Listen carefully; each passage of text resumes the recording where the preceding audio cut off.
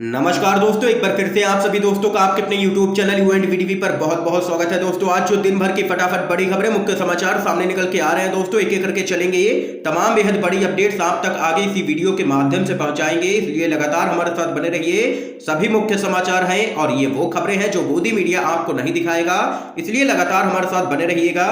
लेकिन खबरों की तरफ चलने से पहले दोस्तों आप लोगों से एक छोटा सा निवेदन है कि अगर आप लोग भी देश भर में अन्नदाताओं का समर्थन करते हैं और किसान आंदोलन का समर्थन करते हैं तो अभी इस वीडियो को लाइक कीजिए, चैनल को सब्सक्राइब करके बेल के आइकन को जरूर दबाइए दोस्तों, और कमेंट बॉक्स में कमेंट करना बिल्कुल भी मत भूलिए, बायकॉट मोदी मीडिया। दरअसल दोस्तों पहली बड़ी खबर आप लोगों को बताते चले, जनता पर महंगाई को लेकर के राहुल गांधी का मोदी सरकार पर जोरदार हमला, कहा जनता से लूट, सिर्फ दो का ही विकास। जी हां दोस्तों, आप लोगों को बताते चलें, कांग्रेस के पूर्व अध्यक्ष राहुल गांधी ने महंगाई को लेकर के एक बार फिर से मोदी सरकार पर निशाना साधा है। उन्होंने ट्वीट करके कहा है कि जनता से लूट, सिर्फ दो का विकास। आपको बता दें कि रविवार की रात को यानी कि कल रात को घरेलू गैस की कीमत में तेजी के बाद लोगों को एक और डबल झटका लगा है। आप लोगों को बताते चलें, दिन पर दिन यहां पर पेट्रोल और डीजल के भी दाम बढ़ रहे हैं, यानी कि कुल मिलाकर के देखें तो जनता पर डबल महंगाई की मार पड़ती हुई नजर आ रही है। देश में महंगाई लगातार बढ़ती जा रही है, जिसको लेकर के राहुल गांधी ने एक बार फिर से मोदी सरकार को लिया है निशाने पर और कहा है कि जनता से लूट और सिर्फ दो ही मित्रों का विकास कर रही है मोदी सरकार। दोस्तों अगली बड़ी अपडेट की तरफ चलते हैं।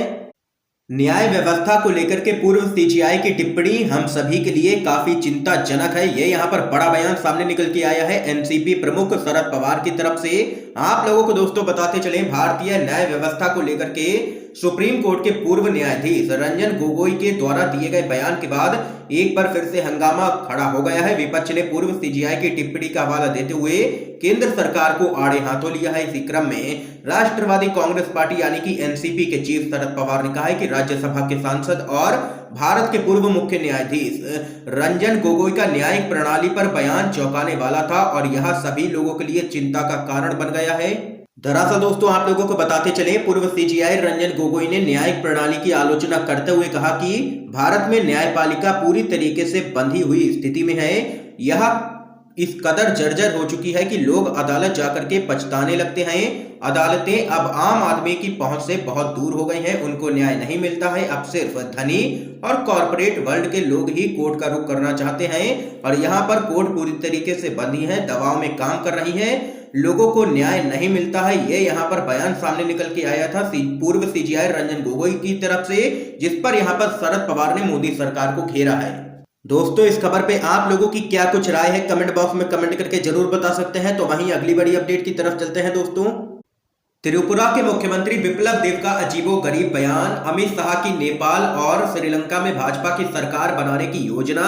जी हां दोस्तों, आप लोगों को बताते चले, त्रिपुरा के मुख्यमंत्री बिप्लब देब एक बार फिर से अपने अजीबोगरीब बयानों की वजह से चर्चा में हैं। बिप्लब देब ने अगरतला में हुए एक कार्यक्रम के दौरान कहा है कि भाजपा न केवल देश में बल्कि पड़ोसी देशों में भी विस्तार करने की योजना बना रही है। उन्होंने नेपाल श्रीलंका में भाजपा की कथित महत्वाकांक्षा का खुलासा किया है। बिप्लब देब ने कहा है कि जब गृहमंत्री अमित शाह भारतीय जनता पार्टी के राष्ट्रीय अध्यक्ष थे तब उन्होंने कहा था कि उनकी योजना नेपाल और श्रीलंका में अपनी सरकार बनाने की है। मुख्यमंत्री बिप्लब देब ने 2018 में अमित शाह के साथ हुई बातचीत का हवाला देते हुए कहा है कि जब अमित शाह पार्टी के राष्ट्रीय अध्यक्ष थे तब उन्होंने ये बात कही थी। आप लोगों को बताते चले, ये वही बिप्लब देब हैं जो कहते हैं कि इंटरनेट महाभारत के जमाने से चला हुआ आ रहा है और लगातार इनकी तरफ से अजीबोगरीब बयान सामने निकल के आते रहे हैं। इस खबर पे आप लोगों की क्या कुछ राय है जरूर बता सकते हैं कमेंट बॉक्स में। अगली बड़ी अपडेट की तरफ चलते हैं दोस्तों। किसानों की लड़ाई लड़ेगी 11 वकीलों की पूरी टीम, टिकरी बॉर्डर पर आंदोलन को भारी जन समर्थन। जी हां दोस्तों, आप लोगों को बताते चले, नए कृषि कानूनों के खिलाफ विरोध और आंदोलन का बिगुल फूंकने वाले किसानों की न्यायिक लड़ाई 11 वकीलों की टीम लड़ेगी। गाजीपुर किसान आंदोलन कमेटी के प्रवक्ता जगतार सिंह बाजवा ने बताया है कि संयुक्त किसान मोर्चा ने वकील फॉर फार्मर के तहत 11 वकीलों की टीम यूपी गेट पर किसानों के लिए भेजी है और यहां पर अब किसानों की लड़ाई लड़ेगी 11 वकीलों की टीम। उन पर जो मुकदमे दर्ज हैं और वो सभी भी देखेगी यहां पर ये पूरी टीम। तो वहीं दोस्तों अगली बड़ी खबर आप लोगों को बताते चलें, पश्चिम बंगाल से दोस्तों बड़ी खबर सामने निकल के आ रही है। बेवकूफ बना रही है भाजपा, बंगाली हिंदुओं का वोट बचाने के लिए एक हिंदू संगठन ने खोला मोर्चा। आप लोगों को बताते चले, पश्चिम बंगाल में भाजपा जिन वोटरों को अब तक सबसे मुफीद मान करके चल रही है, अब उसमें भी सेंध लगाने की तैयारी हो चुकी है। बीजेपी के लिहाज से चिंता की बात यह है कि ये सब उस संगठन की ओर से किया जा रहा है जो राष्ट्रीय स्वयं सेवक संघ यानी कि आरएसएस से जुड़ा रहा है और 2019 के लोकसभा चुनावों में पार्टी के लिए काम भी किया था। इस संगठन की ताकत यह है कि वह स्थानीय होने के साथ साथ संघ और भाजपा की कार्य प्रणालियों से रग रग तक वाकिफ है। इस संगठन ने एक नई पार्टी लॉन्च करके 100 से भी ज्यादा सीटों पर उम्मीदवार उतारने का ऐलान कर दिया है, जिसके बाद बंगाल के चुनाव में बीजेपी को तगड़ा झटका लगता हुआ नजर आ रहा है, क्योंकि इस संगठन का साफ कहना है कि बेवकूफ बना रही है हिंदुओं को भाजपा। बंगाली हिंदुओं का वोट बचाने के लिए हिंदू संगठन ने खोल दिया है मोर्चा। तगड़ा झटका माना जाएगा ये भाजपा के लिए बंगाल में विधानसभा चुनाव के अंदर। तो वहीं दोस्तों इस बीच एक और बड़ी खबर आप लोगों को बताते चलें। दिशा रवि के रिहाई के लिए स्टूडेंट्स का प्रोटेस्ट, सोशल मीडिया से लेकर के तमाम दलों ने उठाई है आवाज। आप लोगों को दोस्तों बताते चलें, किसानों के आंदोलन के दौरान चर्चा में आया टूल किट मामला अब गंभीर हो चला है। आप लोगों को दोस्तों बताते चलें, इस पूरे मामले में दिल्ली पुलिस ने कर्नाटक के बेंगलुरु से 21 साल की दिशा रवि को गिरफ्तार किया है। तो वहीं दोस्तों आप लोगों को बताते चलें, कर्नाटक के बेंगलुरु में बीते दिनों दिशा रवि के समर्थन में छात्रों की ओर से प्रदर्शन किया गया।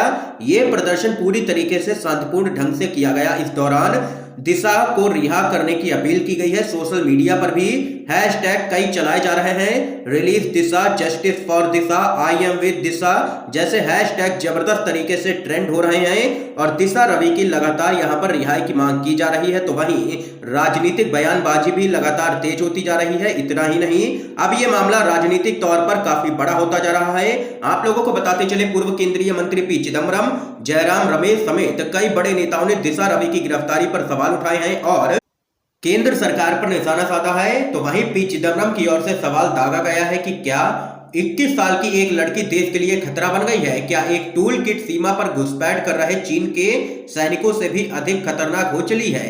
ये यहाँ पर दोस्तों देख सकते हैं, जबरदस्त तरीके से कांग्रेस पार्टी ने घेरा है मोदी सरकार को इस पूरे मामले में और यहाँ पर दिशा रवि की रिहाई की मांग तेज होती जा रही है। तो वहीं अगली बड़ी खबर की तरफ चलते हैं दोस्तों। जब तक मांगे पूरी नहीं होती सरकार को चैन से नहीं रहने देंगे, ये यहाँ पर दो टूक कहना है राकेश टिकैत का। आप लोगों को दोस्तों बताते चलें, ऐसे समय जब केंद्र सरकार अपनी जिद पर अड़ी है कि कृषि कानून 2020 किसी भी सूरत में रद्द नहीं होंगे, किसानों ने इस आंदोलन को देश के कोने कोने में ले जाने का फैसला कर लिया है।